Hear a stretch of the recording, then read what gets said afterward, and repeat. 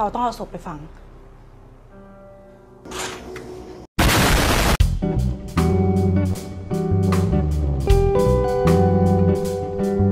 Kincau ban koekong, yang artinya apa kabar?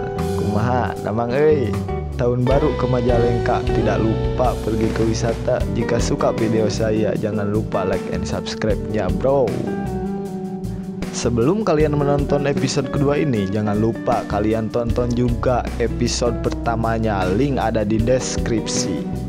Oke, di video kali ini saya akan melanjutkan yaitu episode kedua yang berjudul Apologis, yang artinya permohonan maaf.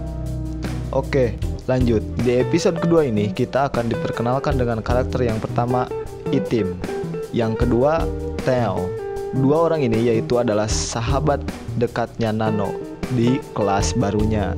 Kemudian ada sekawanan pemuda basket yang bernama Hawk dan si Koko dan si Robert, karena gua gak tahu ya namanya siapa, jadi sebut saja dia Koko dan Robert.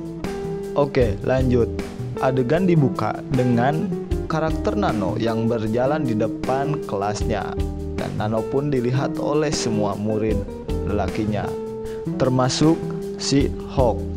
Si Hawk pun berjalan menuju ke temannya, yaitu ke si Koko dan si Robert yang sedang latihan basket. Si Hawk pun memberitahu bahwa di ruang kelas B ada murid perempuan cantik. Mereka pun langsung meninggalkan lapangan untuk melihat ke kelasnya. Tidak lama, kedatangan seorang guru basket mereka, dan mereka pun langsung dihukum karena sudah meninggalkan latihannya. Di pertengahan hukuman mereka, guru basket pun bertanya kepada Hawk siapa nama perempuan itu. Kebetulan Nano baru saja keluar dari kelasnya, dan Nano balik badan. Nano ค่ะ Keesokan harinya, si Hawk pun menemui Itim dan menitip coklat untuk Nano. Si Itim pun di situ merasa kesal. Lanjut, di pagi hari Nano memasuki sekolah, dan di bangku Nano ada sebuah potongan bunga. Dan ternyata bunga itu adalah pemberian dari Hawk.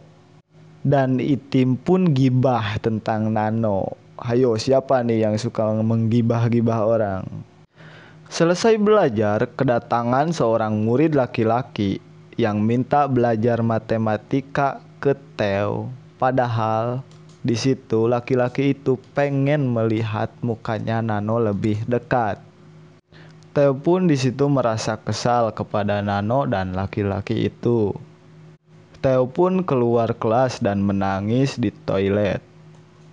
Wah, gawat nih, mereka berdua semakin membenci Nano karena Nano lebih cantik daripada mereka berdua. Mereka berdua merencanakan untuk menerima tawaran Hawk dan membawa Nano ke partinya si Hawk, meminum minuman keras supaya si Nano bisa tertidur. Si Itiu dan Theo pun memasukkan obat bius kepada minuman Nano. Nano pun langsung jatuh pingsan. Si Theo pun langsung membawa Nano ke kamar untuk melakukan skidipapap.